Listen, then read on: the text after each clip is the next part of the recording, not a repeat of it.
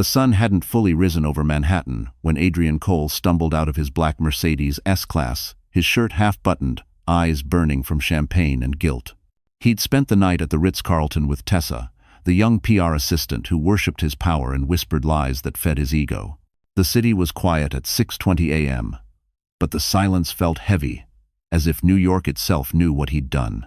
He pressed the elevator button, clutching his Cartier watch like a talisman. On the 28th floor, the doors opened to the scent of Grace's favorite perfume, Dior J'adore, drifting faintly through the corridor. His heart skipped. Maybe she was still asleep. Maybe he could shower, erase the smell of betrayal, and lie his way back into her arms once more. But when he opened the door, the world stopped. Grace was sitting in the living room, straight-backed, calm, eyes like glass. Her pale silk robe caught the light from the giant windows overlooking Park Avenue. Beside her, a woman in a navy suit closed a MacBook and rose to her feet. "Mr. Cole," she said evenly, "I'm Naomi Park, Grace's attorney." Adrian froze, his mind blurred. "Attorney?" Grace's hands trembled slightly, but her voice didn't. "I know where you were last night," she said softly. "And I know who you were with." Naomi slid a manila envelope across the marble table. Inside were printed photos from hotel security, Adrian and Tessa, walking arm in arm through the Ritz-Carlton lobby at 1:12 a.m. There were receipts from the suite, a room under his corporate card, and there were divorce papers already signed by Grace. "You're making a mistake," he stammered, voice rising. "You think you can trap me like this?" Naomi remained calm. "The court has already approved a temporary freeze on all joint accounts. You can't withdraw a cent." Fuda. Adrian's face drained of color. He glanced at Grace's wife of 5 years, the woman who once believed he was her world, and for the first time, he saw something colder than anger. Resolve. Grace stood slowly, one hand resting on her belly. "I'm 13 weeks pregnant," she whispered. "You won't hurt us anymore." For a moment, he couldn't breathe. Pregnant? He hadn't known. The air thickened. Manhattan's skyline burned golden behind her, framing the image of a woman who'd stopped waiting to be saved. Adrian tried to step forward, but Naomi blocked him with quiet authority. "We'll let the court handle the rest," she said. Grace picked up her phone, her voice barely audible but firm. "Pack your things, Adrian. You have until tonight." He stared at her, lost between disbelief and rage. The man who once ruled her world now stood powerless in his own home. And then Naomi added, "Oh, and one more thing. Someone's already talking to the FBI about your company's offshore transfers." Adrian's eyes widened. Grace didn't look back. She turned away, leaving him standing in the wreckage of his own lies. 2 days before that morning, Grace Miller was sitting alone in the kitchen of their Park Avenue apartment, scrolling through emails on her silver MacBook Pro. The coffee in her Tiffany blue mug had gone cold, untouched. Adrian had left the night before for what he called a corporate dinner, the kind that usually ended with a hangover and a late arrival home. She wanted to believe him. She'd spent years convincing herself that men like him, powerful, charming, and ambitious, just worked too much. But that night, something shifted. When she picked up his iPhone to silence an incoming message, the screen lit up with a notification. Ritz C, Suite 1103 confirmed for A. Cole. Her stomach tightened. She opened the thread messages from Tessa V. The words were short, impulsive, dripping with intimacy. "Can't wait to see you again tonight. You make me forget the rules." Grace stared at the screen until the letters blurred. Her first instinct was denial. Then came the shaking hands, the thudding heartbeat. She took a slow breath and remembered Naomi's words from a year ago when they'd met at a charity gala. "When you start feeling something's wrong, Grace, don't panic. Prepare." That night, Grace prepared. She pulled up the family iCloud account and mirrored Adrian's data. Every photo, every receipt, every text. Then she found something worse. A PDF of a corporate transfer $500,000 from his firm's charity fund to an account labeled Tessa Vale PR Solutions. The transaction was dated 2 weeks ago, signed under Cole Holdings. Grace's name appeared as the second authorization. He had used her digital signature. Her chest ached as she printed the file and slipped it into a folder. It wasn't just betrayal now, It was potential ruin. If this leaked, she'd be complicit in financial fraud. By midnight, Grace sat cross-legged on the floor, surrounded by papers, receipts, and snapshots of their life together. Wedding photos, birthday cards, credit statements, lies hiding under luxury. Her reflection in the glass window looked fragile, but determined. She called Naomi Park. The lawyer's tone was calm, but sharp. "Grace, listen to me. You're not just dealing with adultery. You're sitting on a financial bomb. We move tonight." Within hours, Naomi was at her door, wearing her navy trench coat and holding a sleek black Mont Blanc pen. Together, they built a timeline, transfers, hotel receipts, photos, and witness logs from the building's concierge, who'd seen Adrian escorting Tessa late at night. Naomi promised to prepare a temporary court order to freeze assets before Adrian caught wind. But as Grace gathered the last pieces of evidence, she found something that broke her more than the affair: an ultrasound appointment reminder, saved under calendar, delete, after. The date was tomorrow. Her own scan. He'd known she was pregnant. He'd still gone to the Ritz. Tears blurred her vision. "He knew," she whispered. Naomi placed a steady hand on her shoulder. "Then make him know what losing you feels like." The next morning, Grace went to the ultrasound alone. The nurse smiled warmly, unaware that the man who should have been there was in another woman's bed. When she saw the tiny heartbeat flickering on the screen, she bit her lip to keep from crying out loud. Outside, the wind cut cold down Park Avenue. She called Naomi again. "Do it," she said. "File the papers." That night, Naomi prepared the envelope. Grace printed the photos, stapled the receipts, and sealed them with shaking hands. She placed them on the marble table by the window, where sunlight would hit them at dawn. She didn't sleep. She sat in silence, watching the Manhattan skyline flicker and fade, waiting for the sun that would expose everything. And when it finally rose, she was ready to end the lie. The following evening, Grace forced herself to attend the annual charity gala at the Plaza Hotel. It had been planned for months, a night meant to honor Adrian's company for its ethical leadership. The irony stung. Naomi advised her to go, to stay calm, to act as if nothing had happened until the court orders were in effect. "You need to let the world see him before they see the evidence," Naomi had said. So Grace dressed with quiet precision. She slipped into a black Dior gown that fit like armor, swept her hair into a neat bun, and painted her lips crimson. Every motion felt like holding her breath underwater. She wasn't going for beauty. She was going for control. When the car pulled up to the plaza, the flash of cameras was blinding. Manhattan's elite glittered under chandeliers and champagne lights. The orchestra hummed softly while waiters carried trays of caviar and champagne flutes. Grace smiled for the cameras, the same way she'd always done beside Adrian, except this time, she was smiling at the man who had no idea his world was about to collapse. He greeted her with a rehearsed grin, his arm wrapping around her waist. "You look stunning," he whispered, lips close to her ear. She caught the faint scent of Tessa's perfume on his collar. Her body stiffened. Reporters swarmed them. "Mr. Cole, rumors say your firm may face an audit. Care to comment?" Adrian's jaw tightened. "No comment," he snapped, ushering Grace inside. As they entered the ballroom, whispers followed like a current. Grace could feel eyes tracing the invisible crack in their perfect marriage. She knew why someone had already leaked the Ritz-Carlton photos. The images were circulating through Manhattan's gossip circuit faster than champagne could pour. She caught sight of Tessa across the room, glittering silver dress, red lipstick, smug smile. The young woman raised her glass in a mocking toast. Grace's pulse quickened, but she didn't flinch. She moved toward the bar, keeping her composure. Then came the cruelty. A woman from Adrian's inner circle leaned in and said, just loud enough for others to hear, "It's brave of you to come out tonight, Grace. Not everyone could handle public embarrassment." Another giggled. "She's a saint, isn't she? Pretending nothing's wrong while her husband plays house with his assistant." The laughter stung sharper than knives. Grace steadied her glass of sparkling water, swallowing the lump in her throat. She had dreamed of this crowd's acceptance for years. Now she saw it for what it was. A stage built on hypocrisy. And then, as if fate wanted to drive the blade deeper, Adrian took the microphone.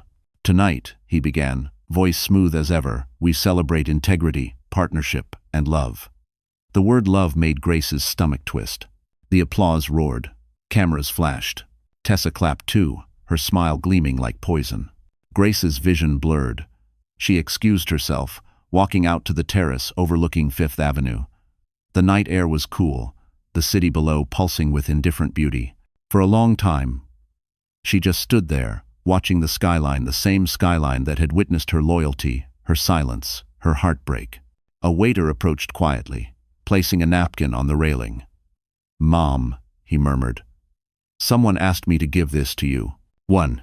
She frowned, unfolding the napkin. Inside was a small USB drive taped to it, and a handwritten note. "You don't know me, but you need to see what's inside. It's time you know everything." Her pulse spiked. She looked around, but no one lingered. Adrian was still inside, laughing beneath crystal lights. Grace closed her fingers around the USB. For the first time, fear mixed with a flicker of hope, because, maybe, just maybe, someone else knew the truth, and the game had just begun. Grace didn't sleep that night. She sat by the window of her Park Avenue apartment, the lights of Manhattan flickering across her tear-stained face. The tiny USB lay on the table beside her untouched cup of chamomile tea. She turned it over in her hand again and again, wondering if this was another trap or salvation. At 2 a.m., she finally plugged it into her MacBook. The screen lit up with a single folder labeled, "For Her Eyes Only." Her pulse thundered in her ears as she clicked. Inside were 4 video files and a scanned ledger. The first video opened to the Ritz-Carlton lobby security feed. Adrian and Tessa walked arm in arm, laughing, unaware of the camera above them. The timestamp matched the receipts Grace had already gathered. Nothing new until the second video began. This one was grainier, taken inside a dim conference room. Adrian sat across from an older man, his father, Raymond Cole, CEO of Cole Holdings. On the table between them was a thick envelope, $500,000 to Tessa's firm, Raymond said coldly. And another 2 into that Cayman account. Use Grace's name. The charity angle keeps the IRS quiet. Adrian nodded, signing documents with his Montblanc pen. And if she finds out? Raymond smirked. She won't. She's too loyal for her own good. Grace's breath caught. She froze, staring at the paused frame of 2 men she once trusted. One she loved, one she'd called family. The ledger confirmed it all. Fraudulent transfers, money laundered through her name, her foundation used as a cover. Her entire life, her reputation, her career had been weaponized without her knowing. She pressed her hands to her mouth to keep from screaming. Every camera flash at the plaza, every whisper, every fake smile suddenly made sense. She hadn't just been betrayed as a wife. She'd been framed as a criminal. Her phone buzzed. It was Naomi. "Grace, are you awake?" Her voice shook. "I saw the videos." Naomi's tone hardened. "Don't send them to anyone yet. If those files are authentic, we're dealing with corporate fraud at the federal level. That means the FBI, not just divorce court." Grace's mind spun. "But they used my name, Naomi. I signed documents I didn't even understand. What if they arrest me? Not if we get ahead of it. I'll call in a forensic accountant I trust. For now, disconnect everything. If Adrian finds out you have those files, you could be in danger." 10. Grace deleted all traces from the desktop and hid the USB inside the hollow base of a crystal vase, a wedding gift from Raymond himself. The irony twisted in her chest, but sleep never came. At dawn, she walked to Central Park, her coat clutched tight around her. The crisp air bit at her skin, but her mind was somewhere else, flashing back to every dinner table conversation where Adrian and Raymond had talked about building a legacy. She finally saw what that legacy really was. Deceit, dressed in luxury.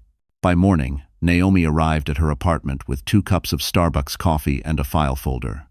"We'll use this, Grace, but we'll do it quietly. If we move too soon, they'll bury us before we can speak." Grace nodded, exhausted but resolute. "Then we play their game better than they ever did." Naomi smiled faintly. "That's the spirit." Grace looked back at the hidden vase glowing in the morning light. She had no idea that the proof she'd just found could either save her or destroy her entirely. The next afternoon, rain poured across Manhattan, streaking the glass walls of Grace's apartment like tears she refused to shed. Naomi had left an hour ago after reviewing the USB evidence, instructing her to stay calm, to avoid confrontation, to let the system work. But the system had never protected her before, and deep down, Grace knew monsters didn't wait for courts, they struck first.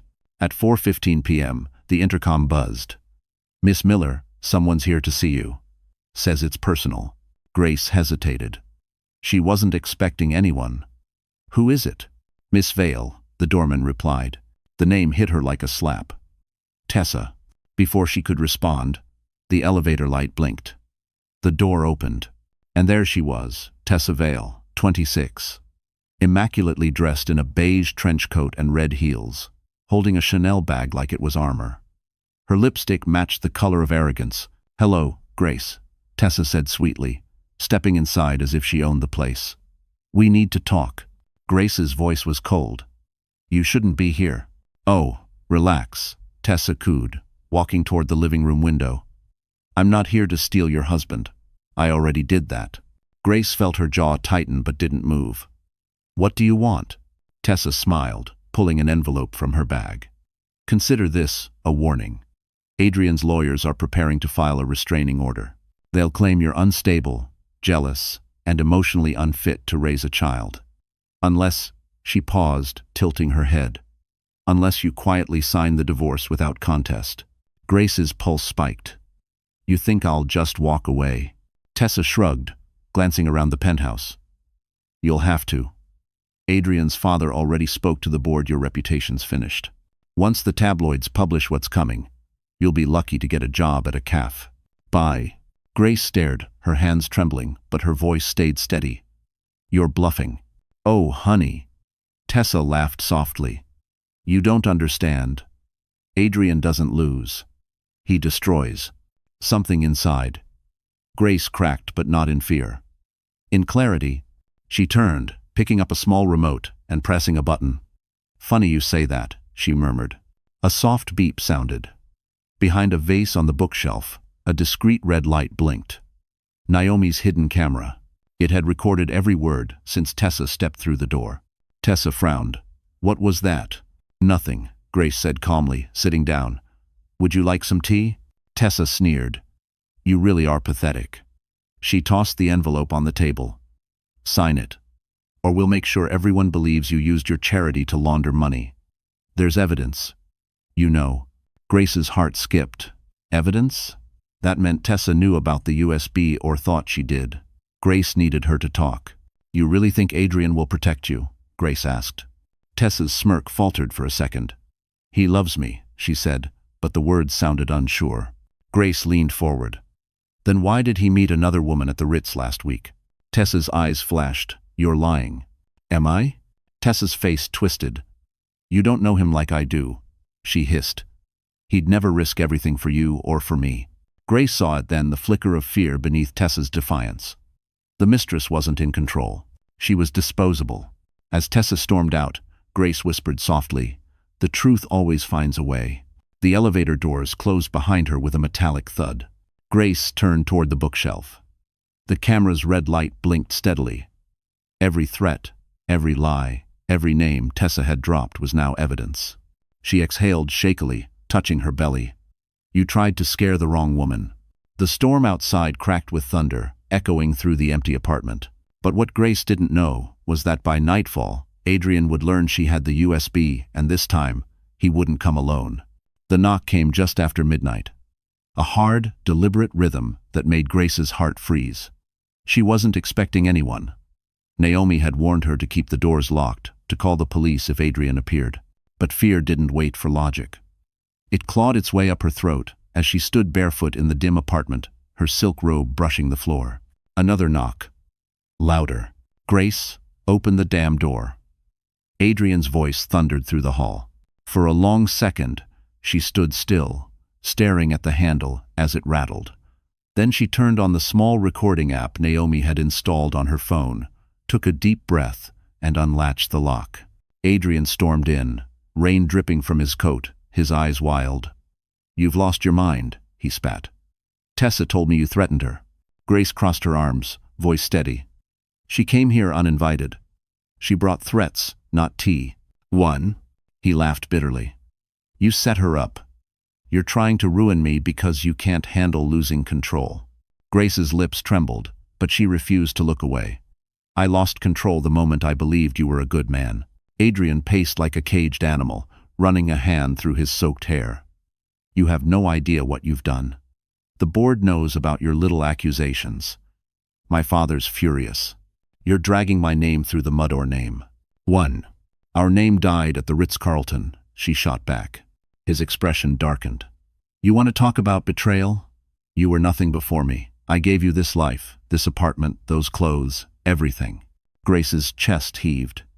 You gave me a cage and called it love. He stepped closer, his voice dropping. Don't push me, Grace.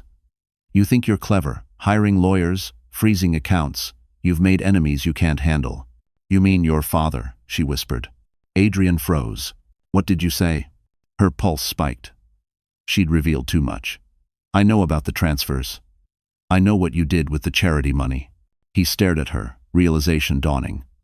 You have something, don't you? Evidence. He lunged toward her desk. Grace darted between them, blocking his path. Get out, she said, her voice shaking. Where is it? He barked, shoving a vase aside. The sound of shattering glass filled the room. The vase, the one hiding the USB, crashed to the floor. His eyes flicked to it, widening. Grace's blood ran cold. Before he could move, she grabbed the USB, clutching it tight. You'll have to kill me first. Adrian's face twisted. Don't tempt me. The words hung heavy between them, charged with something darker than rage. For a second, Grace saw the man he truly was, not the husband, not the businessman, but the predator beneath the polish. Then, suddenly, a voice boomed from the doorway. Step away from her. Sal. Naomi stood there, phone in one hand, badge in the other. Behind her, 2 uniformed officers filled the hall. She had anticipated this visit. Adrian froze as the cops entered. What the hell is this? Protective order, Naomi said coolly. Filed this afternoon, effective immediately. You violated it the moment you stepped inside. The officers took him by the arms. Grace watched as Adrian struggled, yelling threats that no longer landed. The sound of metal cuffs snapped through the silence. As they led him out, he turned back, sneering. You think this is over? You'll regret this, Grace. You always do. The door closed behind them, leaving only the echo of rain.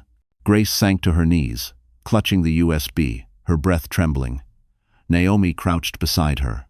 You did everything right, she whispered. Grace shook her head. No. This is only the beginning. Outside, lightning split the sky open, because somewhere in the dark, Adrian wasn't planning to give up. He was planning his revenge.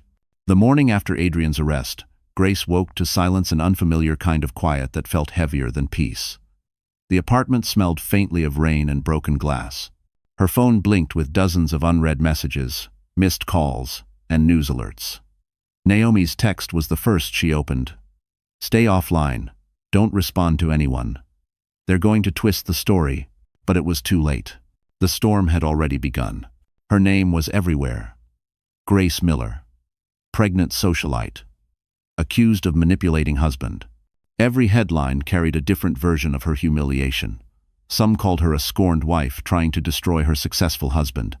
Others painted her as a fragile woman having a breakdown. The tabloids ran old photos from charity events, circling her smile like evidence of deceit. Grace's hands shook as she scrolled. There was even a leaked video of Adrian being escorted out of their apartment, his voice echoing through the hallway. She's crazy. She's trying to frame me. Someone had sold the footage to a gossip channel. By noon, her friends had turned silent. No calls from the women she dined with at the plaza. No comforting messages from the couples she and Adrian had vacationed with in the Hamptons. The social circle that once adored her was now pretending she didn't exist. When she finally checked her voicemail, one message made her stomach twist. Grace, it's Lindsay. I just wanted to say, I hope you get help. People are saying awful things, and I can't be involved. I'm sorry. A dull ache spread through her chest. She set the phone down, staring at the half-empty living room. Everything looked the same, the marble counters, the framed photographs, the glint of the city through tall windows, but everything felt false. Every gift, every dinner, every kind word had been built on her husband's power, not her worth. She needed air. At the River Cafe, the same place she and Adrian had celebrated their anniversary 2 years earlier, Grace sat alone at a corner table overlooking the Brooklyn Bridge. The afternoon light shimmered over the water. But her reflection in the glass looked like a stranger, pale, tired, but still unbroken. A waitress set down her tea and whispered, "Ignore the cameras, honey. They'll get bored." Grace looked up and saw 2 paparazzi outside, snapping through the window. She gave a small, weary nod. Her phone buzzed again. A message from an unknown number. "You think you've won? You have no idea who you're up against." Grace froze. The number was blocked. Adrian's threats echoed in her head. "You've made enemies you can't handle." She deleted the text and took a long, shaky breath. But before she could leave, another message appeared. This one was from Naomi. "Do not panic. We expected this. They're trying to isolate you. Stick to the plan." Grace typed back, "The plan feels impossible." Naomi replied instantly, "That's how you know it's working." Grace put her phone away and looked across the river, toward Manhattan's glittering skyline. Somewhere behind those glass towers, her enemies were tightening their grip, but she wasn't the same woman they thought they could break. As she walked out of the cafe, the paparazzi shouted her name. Flash after flash blinded her eyes. But this time, she didn't flinch. She kept walking, head high, past the shouting, past the lies. That night, she returned home to find an envelope slipped under her door. No address, no name. Just 3 words written in sharp black ink. "We're watching you." Her breath caught. She looked toward the window, but only the city lights stared back. Grace didn't know it yet, but the war against her wasn't just public, it was about to turn dangerously personal. The next morning, the world outside her window looked deceptively peaceful. Manhattan gleamed beneath the November sun, the city moving as if her life weren't collapsing in headlines. Grace hadn't slept. Every sound, the elevator hum, a car horn below, made her flinch. The threatening note from last night still sat on the kitchen counter, its black ink bleeding slightly where her tears had fallen. Naomi had offered to send security, but Grace refused. "If they want to scare me, they already have," she said. Yet she didn't feel brave, just numb. At 10 a.m., the intercom buzzed again. Her heart jumped. But this time, it wasn't a stranger's voice. "Miss Miller? It's Evelyn Hart from 27B. I baked too much pie. Thought you might want some company." "Sing." Grace hesitated before unlocking the door. Evelyn was her neighbor, elegant, silver-haired, always kind in passing. Today, she carried a small dish of apple pie and a warmth that filled the cold apartment. "You look pale, dear," Evelyn said gently. "I saw the news. People can be cruel. Don't let them make you smaller than you are." Grace forced a smile. That's hard to do when they're everywhere. Evelyn sat at the marble table, her eyes sharp despite her softness. "I've lived in this building 30 years. I've seen more scandals than the evening news. You'll survive this too." Something in her tone made Grace pause. "You've seen Adrian before, haven't you?" Evelyn looked down at her tea. "Yes. I knew his father, actually. Raymond Cole. I worked for him a long time ago." Grace's heart skipped. "You worked for him?" Evelyn nodded slowly. "Back when I was an accountant for Cole Holdings. Before they pushed me into early retirement." Her voice turned bitter on the word pushed. "They called it downsizing. But really, I found something I wasn't supposed to." Grace leaned forward. "What did you find?" Evelyn hesitated, then reached into her leather purse. She pulled out a worn, brown notebook. The edges were yellowed, the pages lined with neat handwriting. "Ledgers," she said quietly. "Internal fund transfers from more than 15 years ago. I recognized the same patterns in the documents I saw mentioned on the news. They've been laundering money through shell charities since before you met Adrian." Grace's throat tightened. "Evelyn, this could expose everything." The older woman smiled sadly. "Yes, but it could also destroy me. I've kept this hidden for years, terrified they'd come after me if I spoke. But seeing you in those headlines, I couldn't stay silent." Tears filled Grace's eyes. "Why would you help me?" Evelyn reached across the table. taking her hand. Because I was you once. I loved a man who thought power made him untouchable. I didn't fight back, and I regretted it every day. You still have time to fight. Grace swallowed hard. If we give this to Naomi, she can link the old transfers to the new ones. It proves this wasn't just my husband. It was his entire family. Evelyn nodded. Then promise me one thing, dear. Don't let them twist the story again. You tell it first. Make them answer in public. Grace hugged her, the first human warmth she'd felt in weeks. Thank you, she whispered. As Evelyn left, Grace placed the notebook beside the USB on the table. 2 lifelines. 2 truths powerful enough to shatter an empire.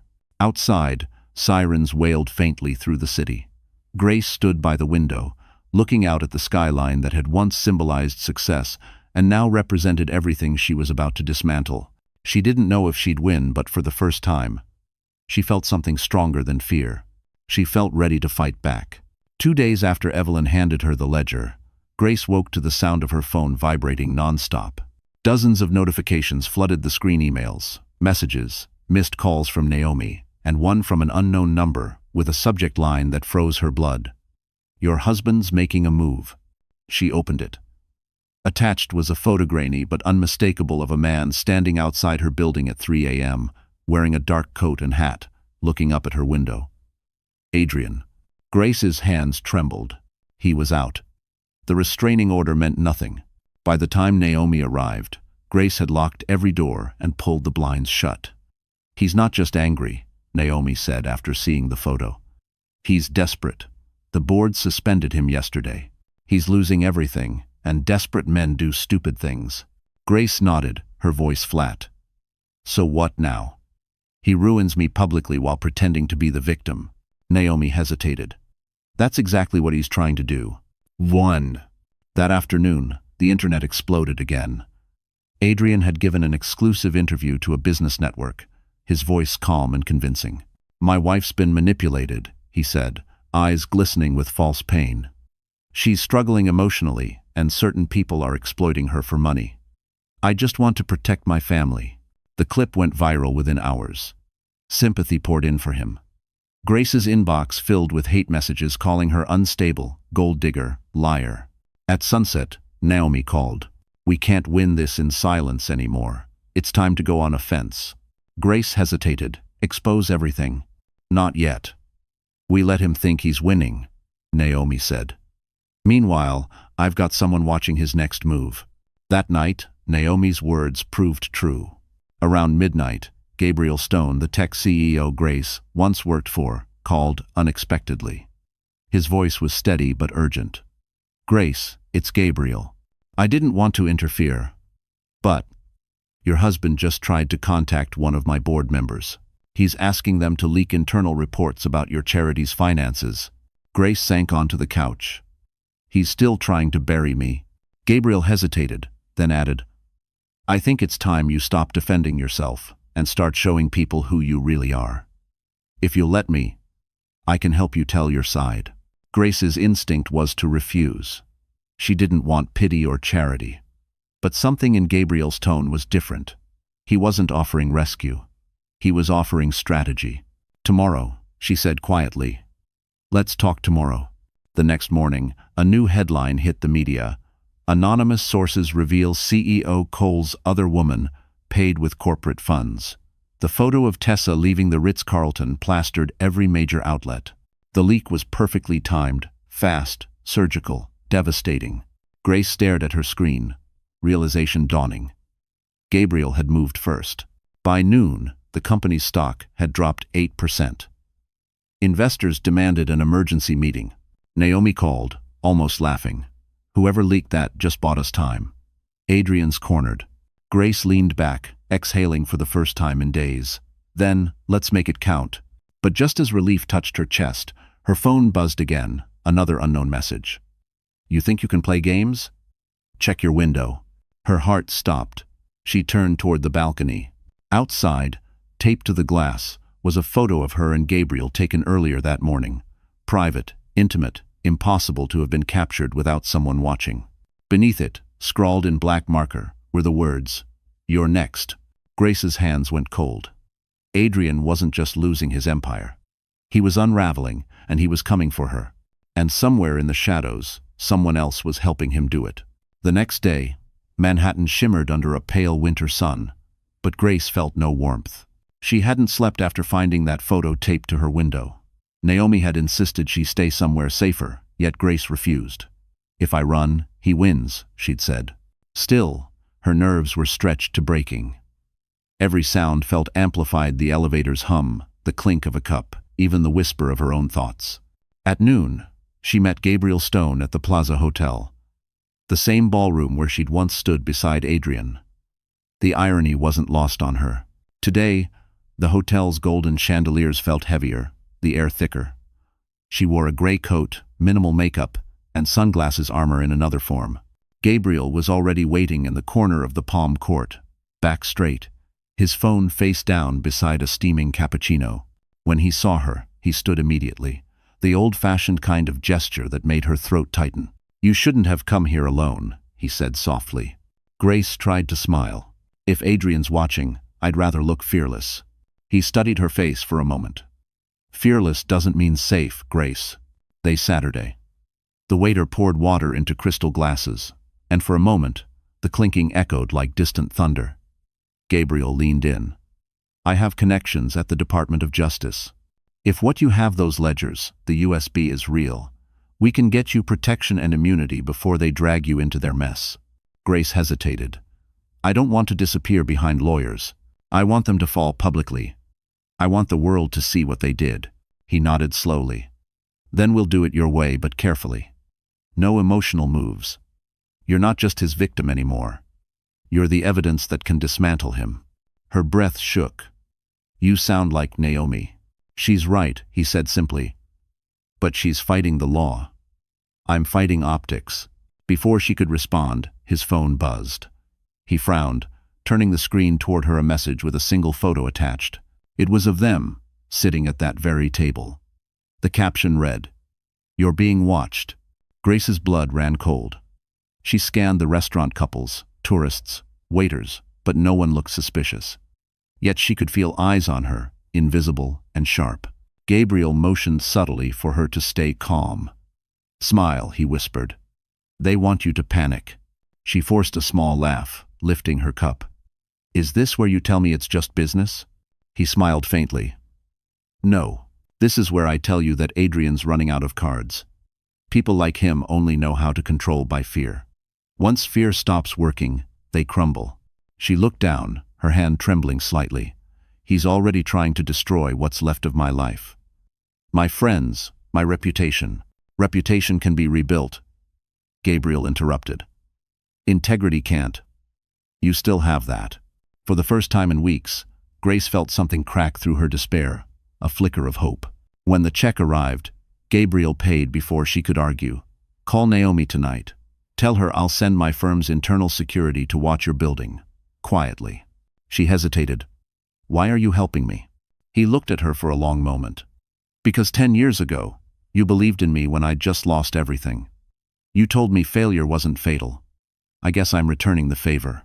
The emotion hit her harder than she expected. She blinked fast, whispering, "Thank you." They walked outside together. The cold air bit at her cheeks, the sky bruised with early dusk.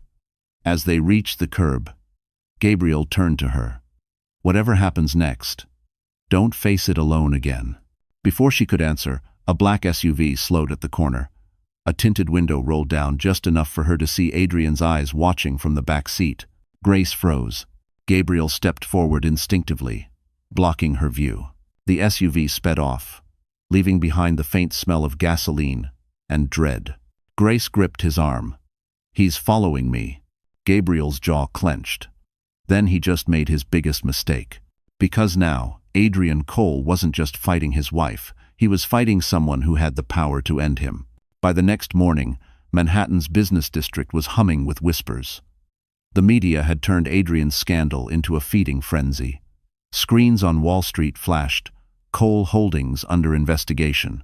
Grace watched it unfold from her living room, coffee untouched, fingers gripping her phone. Naomi had warned her that once the public smelled blood, it would spiral fast. But Grace didn't know the half of it yet. Her phone buzzed. Gabriel calling. "It's happening," he said. "The SEC just opened an inquiry. They're freezing the company's accounts pending review." Adrian's scrambling. Grace's heart raced. "So it's working?" "For now," Gabriel said. "But you need to prepare yourself. When men like Raymond Cole are cornered, they don't go down quietly. They take everyone with them." As if on cue, her phone lit up with an unknown number. Against Naomi's advice, Grace answered. "Grace." Raymond Cole's voice drawled, smooth and icy. "We need to talk." Her stomach tightened. "There's nothing left to say." "Oh, I think there is," he said. "You've made this family an enemy of yours. I suggest you reconsider before you find yourself without one." Are you threatening me?" "I'm reminding you," he said, his voice lowering, "that the world believes what I tell it to believe. You, on the other hand, are just a trembling woman who can't keep her husband in line." Grace hung up before he could finish. Her hands were shaking, but her eyes burned with anger instead of fear. She forwarded the call log to Naomi. Within seconds, the lawyer replied, "Perfect. Recorded threats. Keep everything." At noon, the war went public. Adrian and his father held a press conference inside the Cole Holdings tower. Grace watched live on CNBC. Both men stood behind a podium adorned with the company's gold logo. Their smiles were composed, rehearsed. "My wife is unwell," Adrian said to the cameras. "She's being manipulated by outsiders trying to profit from this family's success. The allegations are false, and the evidence she claims to have is fabricated." Reporters shouted questions, flashes blinding the screen. Raymond leaned toward the microphone. "We'll be taking legal action against anyone spreading slander. This will end soon." Grace's chest constricted. They were flipping the narrative, turning her into the villain again. Then, something caught her eye. Naomi standing at the back of the room. Her phone was raised, recording. Grace smiled through tears. Naomi was gathering their lies live, on record. That evening, Grace met Naomi and Gabriel in a glass-walled conference room on the 54th floor of Gabriel's tech firm overlooking Fifth Avenue. The skyline stretched behind them like a battlefield. Naomi tossed her phone onto the table. "They made their move. Now we make ours." She turned to Gabriel. "We leaked the financial discrepancies Evelyn found anonymously through independent journalists. Once the data's out, they can't spin it." Gabriel nodded. "And I'll have my cybersecurity team trace where the funds went. If we can prove Cayman connections, the DOJ will have no choice but to open a criminal case." Grace exhaled, the first deep breath in days. "Then it's over." Naomi hesitated. "Not yet. Adrian's desperate." "Grace, he still has resources, and I just got word he's hiring a private investigator. They'll try to discredit Evelyn. Maybe even you." Grace looked out the window. The city shimmered like fire below. "Then let them come," she whispered. "I've lived in his shadow long enough." Gabriel studied her, a flicker of admiration softening his expression. "You sound like someone ready for war." Grace turned back, her voice calm, steady, unflinching. "I am." And as the lights of Manhattan reflected against the glass, she knew this wasn't just about survival anymore. It was about reclaiming her name, one headline, one truth, one reckoning at a time. 3 days after the press conference, the tension in Manhattan was electric. Grace's every step felt watched. Reporters camped outside her building. Online, hashtags like #Grace the Manipulator trended for the 3rd day in a row. But Naomi kept her focused. "Noise doesn't matter," she said. "Evidence does." That afternoon, Grace met Naomi in a quiet cafe near Bryant Park. The lawyer looked exhausted, dark circles under her eyes, a phone glued to her hand.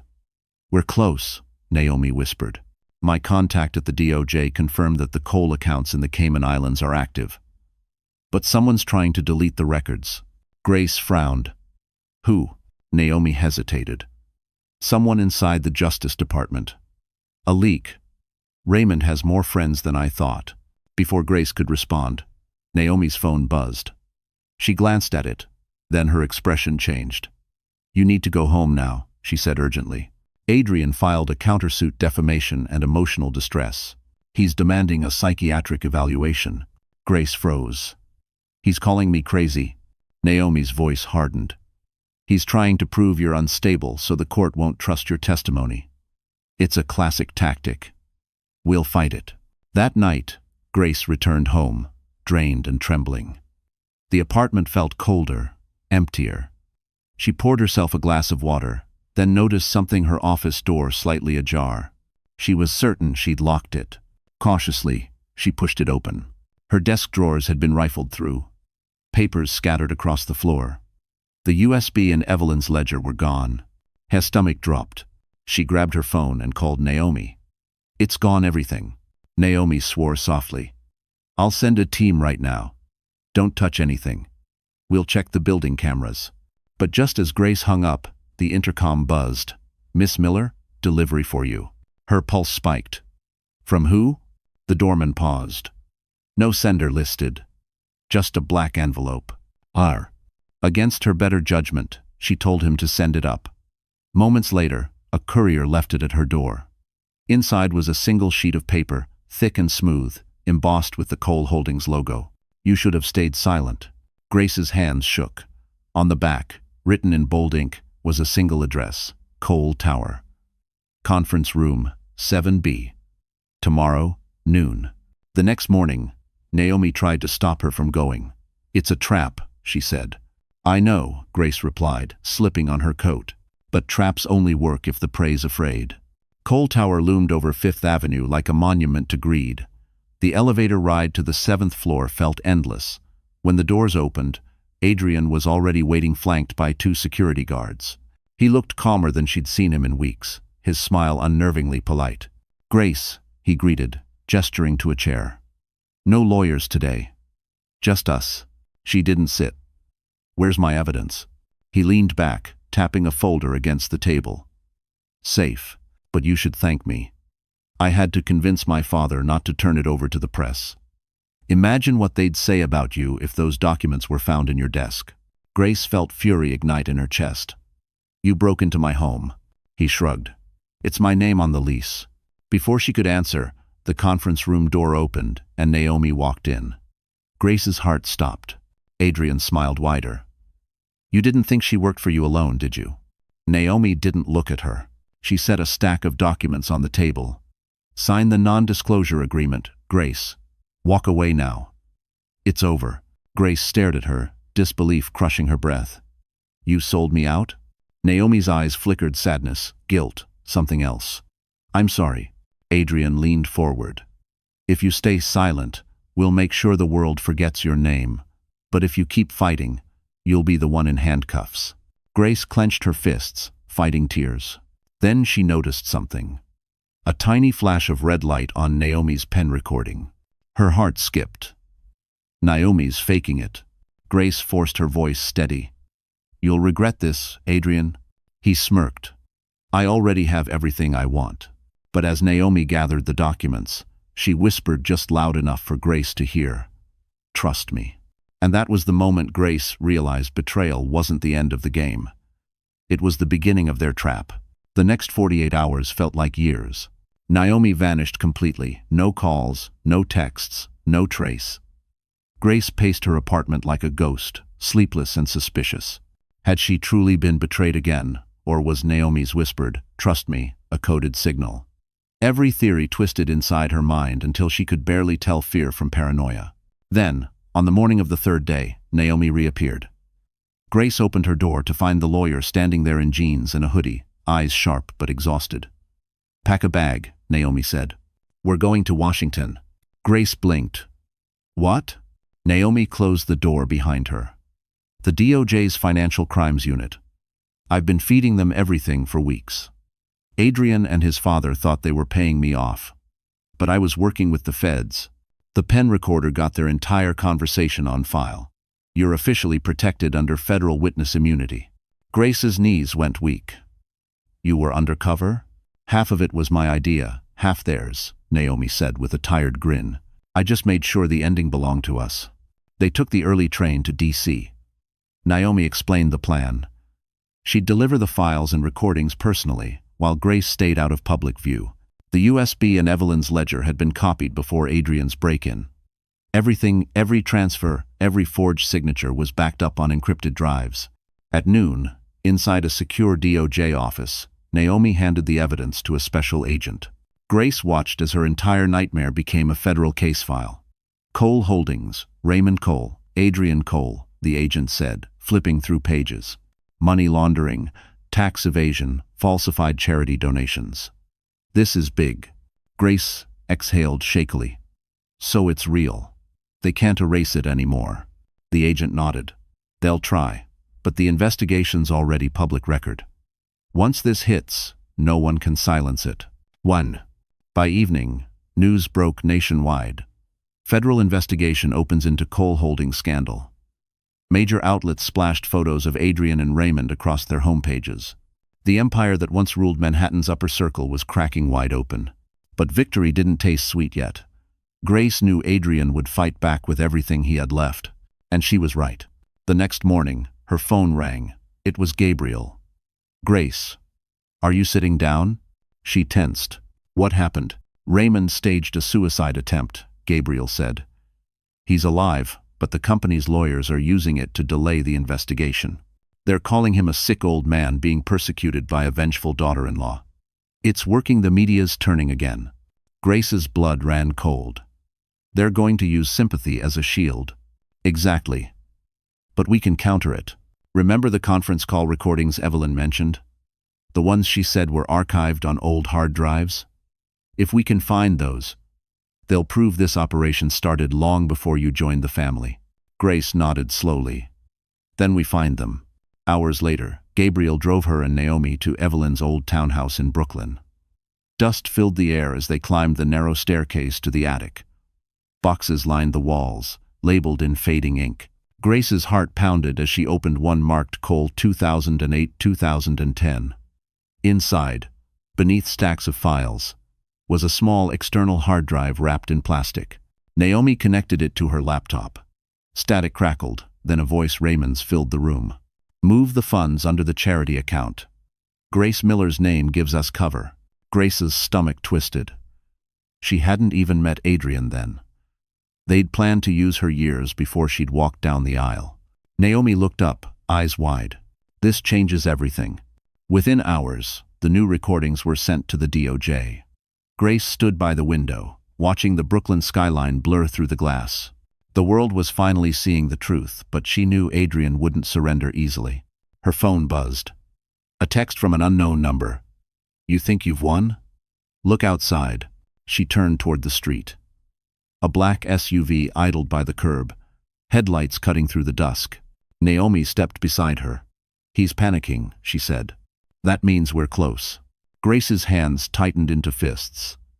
Then it's time to finish this, because for the first time, the hunter was about to become the hunted.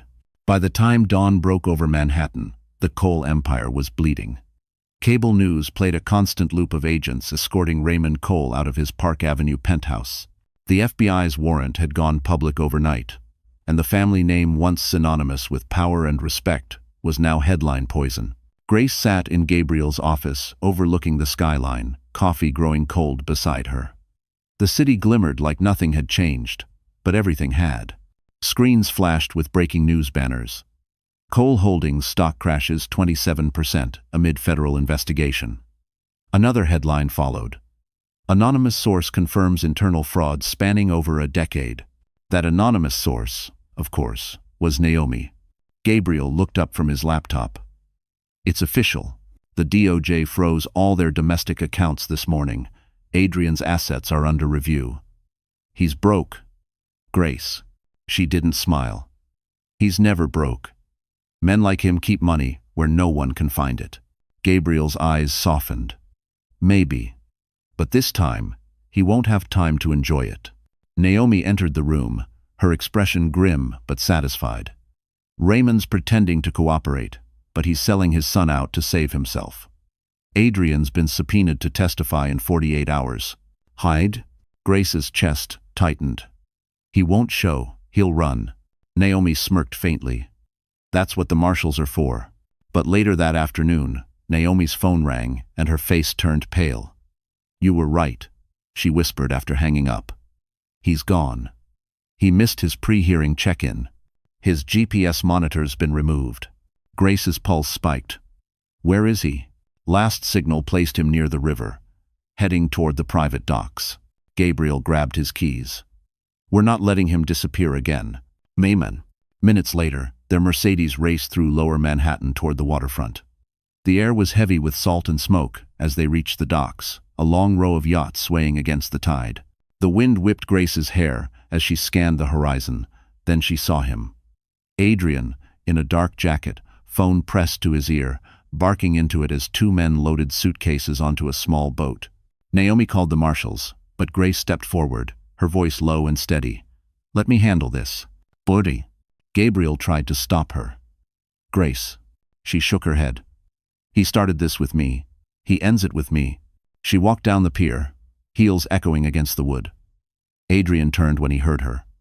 For a moment, surprise flickered in his eyes. Then disdain.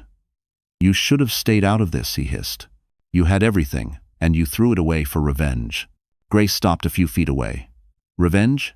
No, Adrian, justice. He laughed bitterly. Justice doesn't exist, only leverage. And you lost yours. He gestured toward the boat. You think the FBI scares me? I built people like them. Grace's eyes glinted. Then you should have built a better firewall. She held up her phone, pressing play. Adrian's own voice echoed from the recording. Naomi had captured every threat, every confession, every word that tied him to the fraud. His face drained of color. Sirens wailed in the distance. Blue lights flashed across the water. Adrian's head snapped toward them, panic breaking through his arrogance for the first time. You called them? He shouted. Grace didn't answer. She simply stepped aside as agents poured down the dock, shouting commands. Adrian turned to run, but Gabriel intercepted him, blocking his path. The two men locked eyes, a silent understanding that this moment was the end. The agents surrounded Adrian, pushing him against the railing. Handcuffs clicked.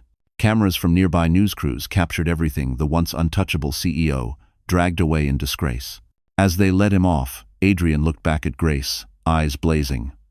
You think this makes you clean? You'll never be free of me. She met his glare calmly. I already am. That night, news anchors replayed the arrest on loop. Adrian Cole, son of disgraced magnate Raymond Cole, taken into custody after attempted flight from federal charges. Pie.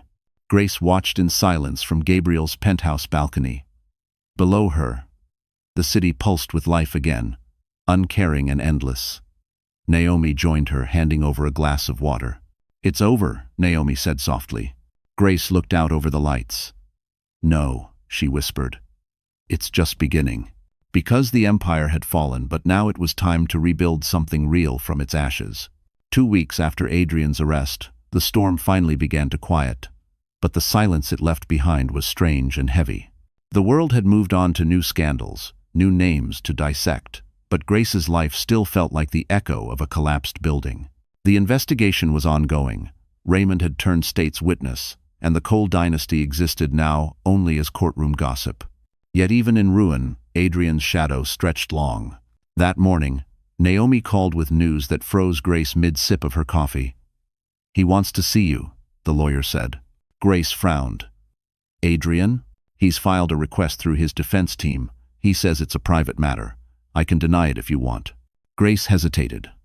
Part of her wanted to shut the door forever. But another part, the part still haunted by years of his manipulation, wanted to face him one last time. Set it up, she said quietly. That afternoon, she walked through the gray halls of the Metropolitan Detention Center in Brooklyn. Everything smelled of disinfectant and stale air. Naomi accompanied her until the guard signaled she had to go in alone. 5 minutes, he said, opening the metal door. Adrian sat behind a scratched glass partition. He looked older, his skin pale, his hair unkempt, but his eyes still held that dangerous spark of control. He lifted the phone slowly, a faint smirk tugging at his mouth. Grace, he said, voice low and familiar. You look peaceful. Almost like you miss me. She didn't respond. What do you want? He leaned forward. I wanted you to hear it from me before you read it in court. My father made a deal. He's testifying, and I'm the sacrifice. They'll lock me up for years. You deserve every second, she said coldly. He chuckled softly. Maybe. But here's the funny part, they still can't touch the offshore accounts. The money's gone, Grace. Every cent. You destroyed the company, but you'll never find the rest. Grace's stomach tightened. You think I care about your money? Adrian tilted his head. You should. Half of it's in your name. If you think the government won't come after you for that, you're naive. She felt the blood drain from her face. Naomi had warned her about this possibility, but hearing it from him made it real. I don't believe you, she said. Believe what you want, he smirked. I came here to give you a chance. Sign an affidavit saying I acted alone, and I'll transfer everything out of your name. Refuse, and the IRS will drag you down with me. Grace stared at him, heart pounding. You're trying to blackmail me from prison? I'm offering you redemption, he said with mock sincerity. You can be free, Grace. Just admit you're the helpless woman they think you are. Something inside her snapped. She leaned closer to the glass, voice shaking but fierce. You built your kingdom on my silence. You used my name, my life, my love. But I'm not helpless anymore, and I'm not afraid of you. Adrian's smile faltered. For the first time, she saw uncertainty behind his arrogance. She stood, placing the phone back on its hook. Enjoy your cell, Adrian. You'll have plenty of time to think about all the things you lost that money can't buy. Before leaving, she turned to the guard. Can I get a copy of the recording from this meeting? The guard nodded. It's automatic. Duh. Grace smiled faintly. She didn't need his threats. She had his confession. Back outside, Naomi was waiting. How did it go? Grace handed her the visitor slip. Better than expected. He just gave us what we needed. That evening, Naomi sent the recording to the prosecutors. Adrian's voice filled the room boasting about offshore accounts, confirming his father's deal. It was damning, final, irreversible. Grace sat quietly, staring out the window as Manhattan's skyline glowed like fire against the dusk. For the first time, she didn't feel anger or fear. She felt release. Because redemption wasn't something Adrian could offer, it was something she'd already taken back. The morning of the gala felt unreal, like stepping into a life that used to belong to someone else. It was hosted at the Plaza Hotel, the same glittering ballroom where, months earlier, Grace had endured humiliation while Adrian played the loving husband before the cameras. But this time, the invitation bore her name. Grace Miller, honored speaker. Transparency and philanthropy. Naomi had planned every detail, ensuring that Grace's first public appearance since the trial would send a message. She wasn't just surviving, she was reclaiming everything that had been stolen from her. The city buzzed with the aftermath of the Coles' downfall. Adrian's final plea deal had been accepted the previous week, 10 years in federal prison, no parole for financial fraud and obstruction of justice. Raymond had quietly entered witness protection, his name erased from the business world he'd once ruled. And the frozen assets, after months of investigation, had been divided between victims and charity organizations. Grace's name was cleared of all involvement.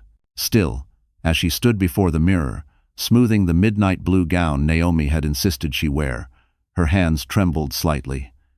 "You're sure I should do this?" she asked. Naomi smiled in the reflection. "Grace, this isn't about revenge anymore. It's about presence. You show them that you exist outside of what they did to you."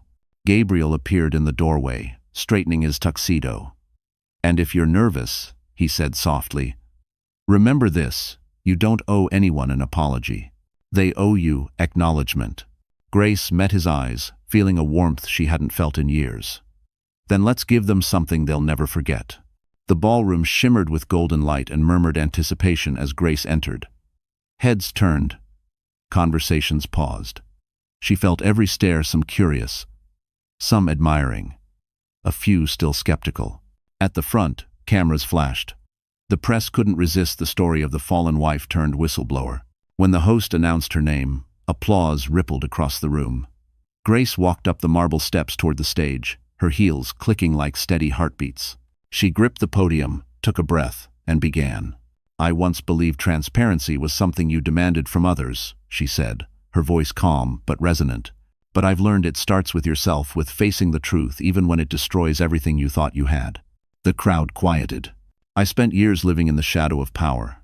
mistaking control for love, wealth for safety. When the truth came, it didn't set me free right away. It broke me. But sometimes breaking is the only way to rebuild with integrity. Cameras flashed. People leaned forward, drawn in. Grace continued, steady and clear. Today isn't about my pain.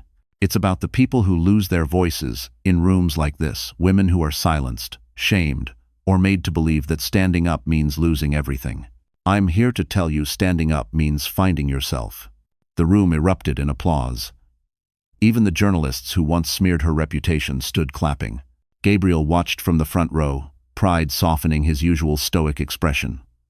Naomi wiped a discreet tear. For the first time, Grace didn't feel like a survivor performing strength. She simply was strong. As the event ended, a reporter approached her.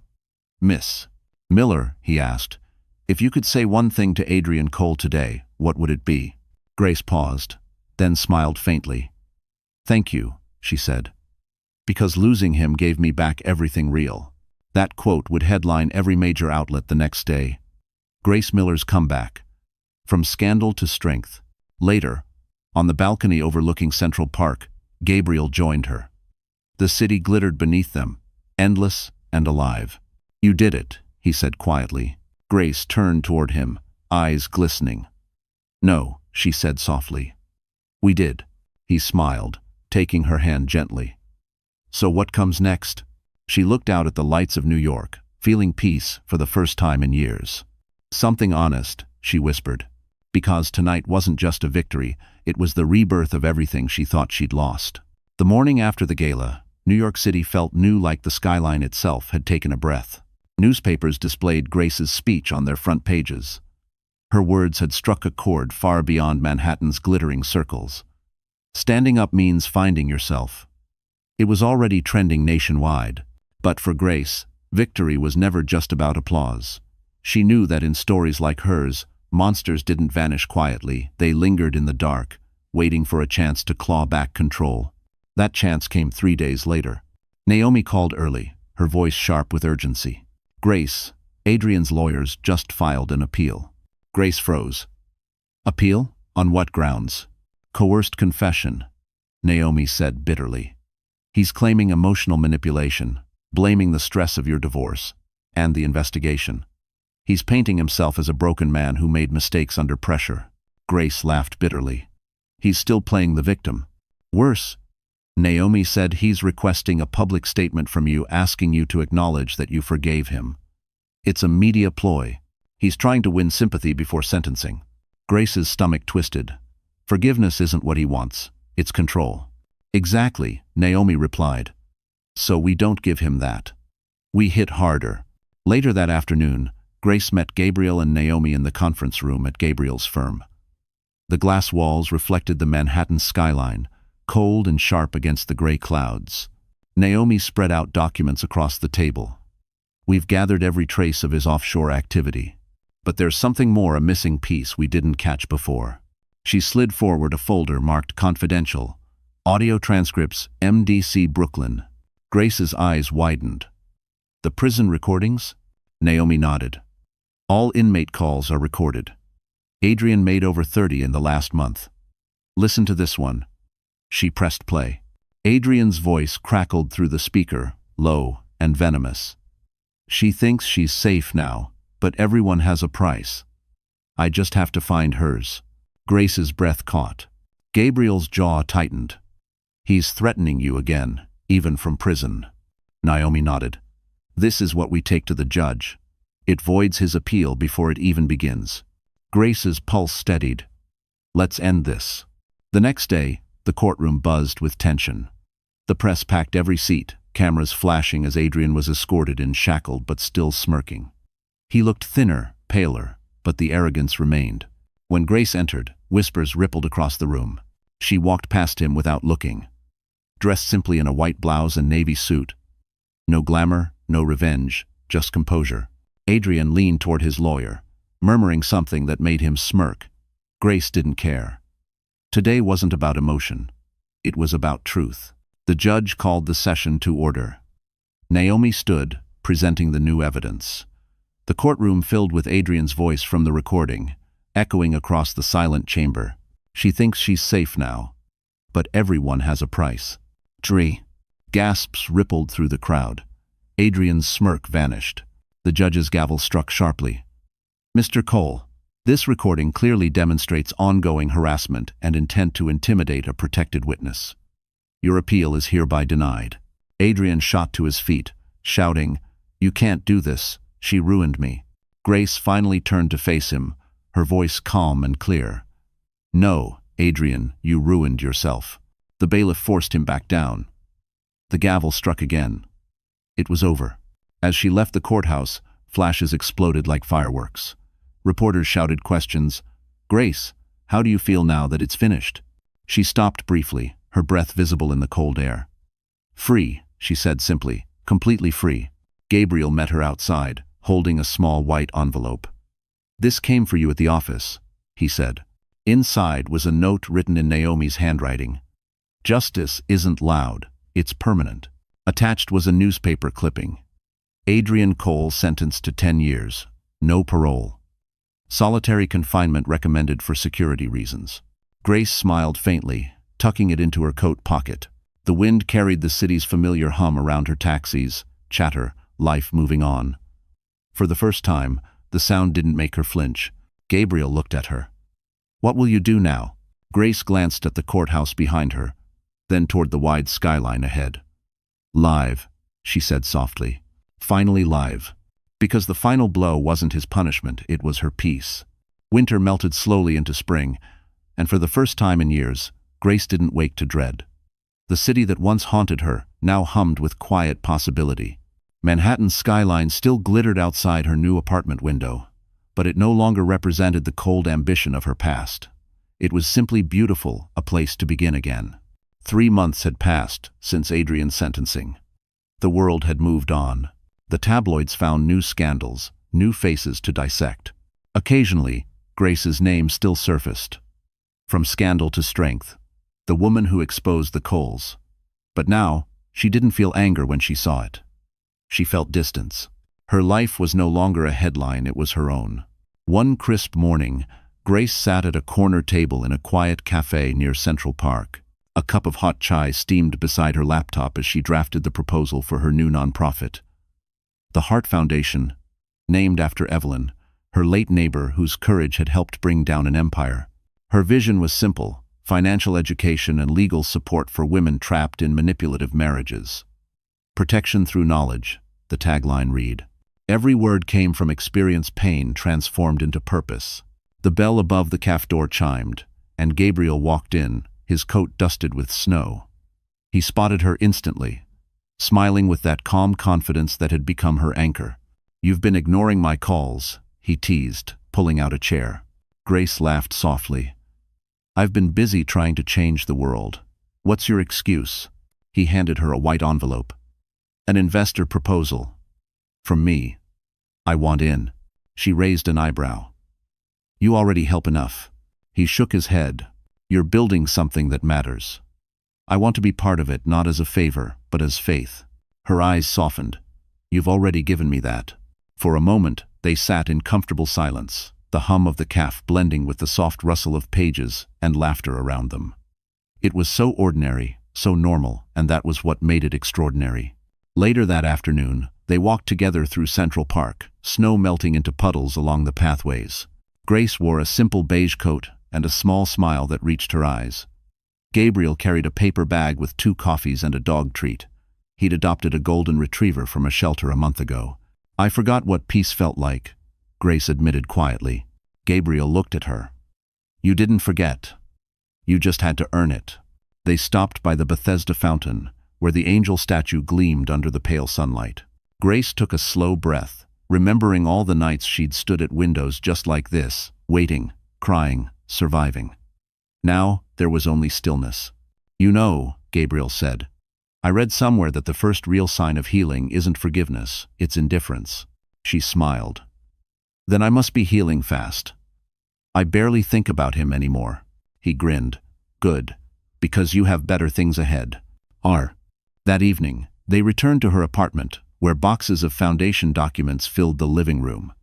Naomi stopped by with takeout, and a bottle of wine. The three of them, once bound by survival, now laughed like old friends. To the end of monsters. Naomi toasted. Grace raised her glass. And the beginning of meaning. As the night settled, Gabriel lingered by the door before leaving. "There's something I want to ask," he said quietly. Grace tilted her head. "What?" He hesitated, then smiled. "Dinner. Not as allies. As two people who made it out alive." Grace's laugh was soft, genuine. "You're sure you want to date someone with a past that made national news?" He stepped closer, eyes kind. "I'm not afraid of your past. I'm interested in your future." For the first time in years, her heart didn't race from fear but from possibility. As the door closed behind him, Grace looked out the window at the lights of New York City. The skyline no longer loomed, it shone. Because healing wasn't forgetting, it was finally remembering who she was before the pain. 6 months later, summer rolled across Manhattan like a slow, forgiving breath. Grace stood in front of a sleek glass building on Madison Avenue, the new headquarters of the Heart Foundation. The sign gleamed under the morning sun, her name etched quietly beneath the logo. The moment felt surreal. The same city that once watched her fall now watched her rise again. Inside, the office buzzed with soft conversation and the scent of fresh paint. A framed photo of Evelyn Hart sat on the reception desk, her kind smile frozen in time. Grace touched the frame lightly. "We did it, Evelyn," she whispered. "We really did it." The foundation had grown faster than anyone expected. Donations poured in from women across the country, executives, teachers, single mothers, each letter carrying a story of survival. Grace read everyone, some handwritten, some emailed, all sharing the same refrain.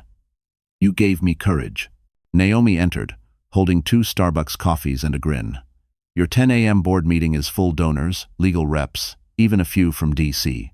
You're officially important." Grace chuckled. "I'll settle for useful." Naomi set the coffee down. "You're more than useful. You turned your pain into a system. That's power."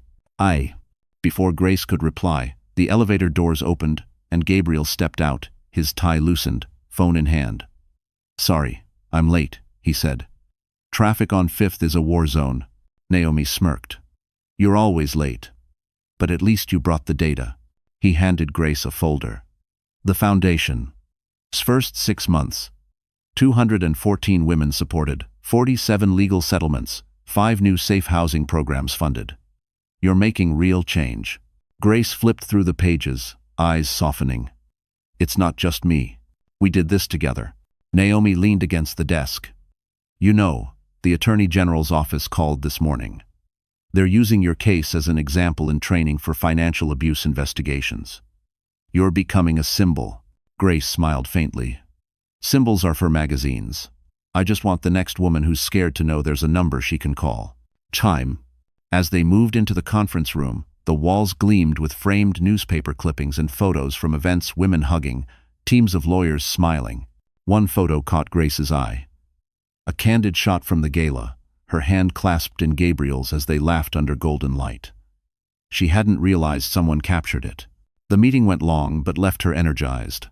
As the last donor left, Naomi lingered. "There's something else," she said carefully. "Adrian's appeal for early parole was officially denied today." Grace paused. "He tried again?" Naomi nodded. "Yes, but the court cited his ongoing behavior as evidence he's still a threat. He won't be out for a long time." Grace exhaled slowly. "Then maybe justice really does last." Naomi smiled. "It does, when it's earned." Later that afternoon, Grace and Gabriel walked through Central Park, the summer air filled with children's laughter and the scent of blooming lilacs. For once, the world around her matched the peace inside. Gabriel stopped by a bench near the fountain and turned to her. "You know, you've built something that matters, but I think it's missing one thing." She raised an eyebrow.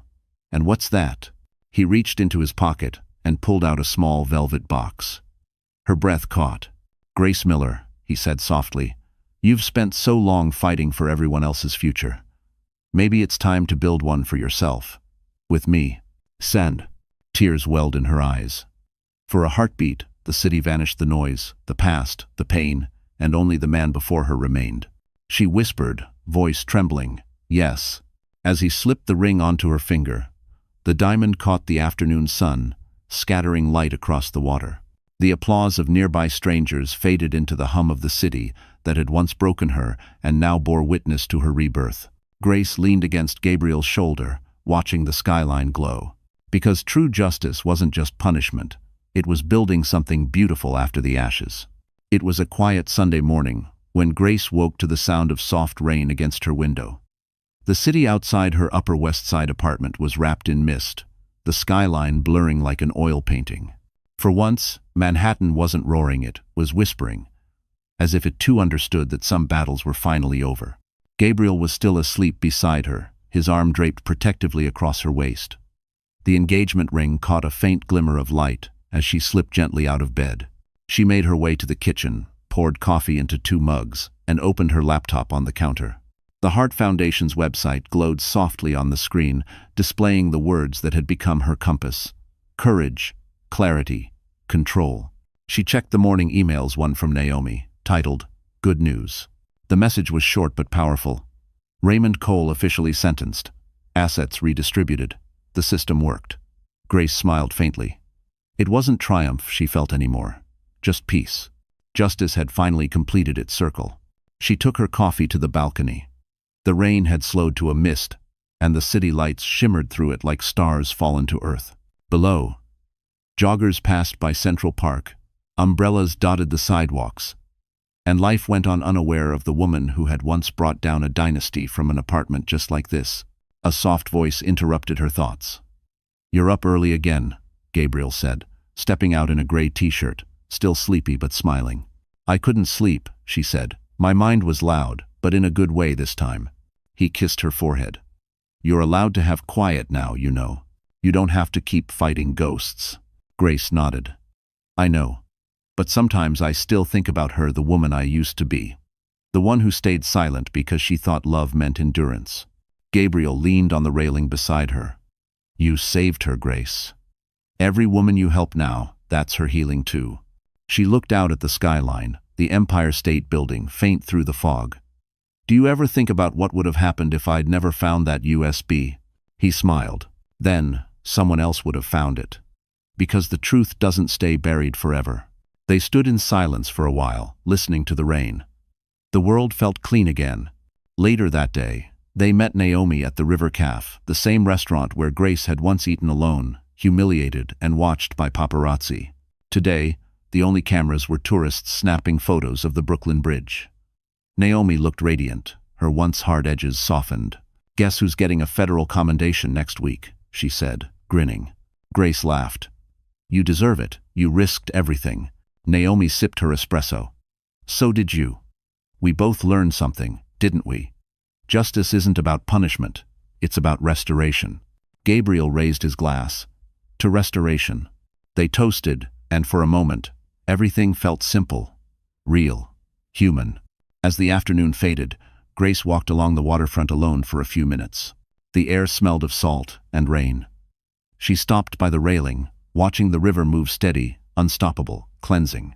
She took a deep breath and whispered, "I forgive you, not for Adrian's sake, but for her own." The wind carried the words away, dissolving them into the city's heartbeat. When she returned home that evening, a small white envelope waited by the door. No name, no address, just 2 words. For Evelyn. Inside was a donation confirmation for $1 million made anonymously to the Heart Foundation. Grace smiled through tears. Somewhere out there, someone had understood what Evelyn's legacy meant. She turned off the lights, drew the curtains, and settled beside Gabriel. The city pulsed quietly outside, endless, alive, forgiving. Her story had started with betrayal, burned through humiliation and pain, and ended not in vengeance, but in peace. Because real victory isn't destroying what hurt you. It's building something that can never be broken again. So, that's how Grace's story comes to an end. And if you're still here with us right now, maybe something in her journey has quietly touched your heart too. Because deep down, we've all been Grace at some point. Trying to find peace after betrayal, strength after breaking, and love after loss. Her story reminds us that healing doesn't mean forgetting the pain. It means learning to carry it differently. Like the Stoic philosopher Marcus Aurelius once wrote, "The obstacle is the way." Every wound, every fall, can become the path to wisdom if we choose to face it instead of running from it. Grace didn't win because she destroyed her enemies. She won because she rebuilt herself, stronger, clearer, and kinder. So, maybe tonight, wherever you are, take a quiet breath and ask yourself, what part of me needs to rise again? Remember, peace isn't something we find, it's something we create. If Grace's story moved you, please like this video, share it with someone who needs hope, and subscribe to our channel. Because here, we believe that even after the darkest night, there's always another sunrise waiting, just for you.